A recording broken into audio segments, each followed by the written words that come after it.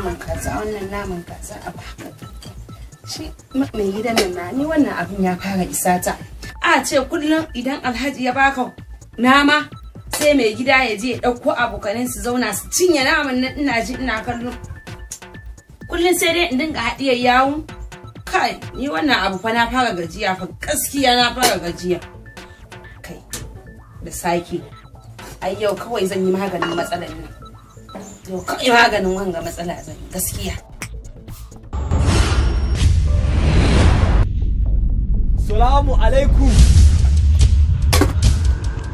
Assalamu alaikum. Amu alaikum assalam mai gida. Har kin gama? Na gama. An gama? An gama. To da Allah dan bari kira shi ina zuwa.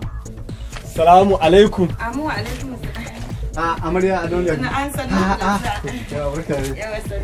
Ke sa na ce kai aure. Mun sami ku lafiya. Lafiya kana. Yawa. Bismillah. Kai. Sani na wani. Bana biyo. Ina da. Dala dan bani minti da bari dan wasa wukan nan. Kama kai wannan ka mai gida sannan. Wallahi ba zan yadda a ci amana ka ga mai gida ka ga ya kira zai je wasa ne. Ni da yake mun bari in zo mu. Zai je ba abubuwa.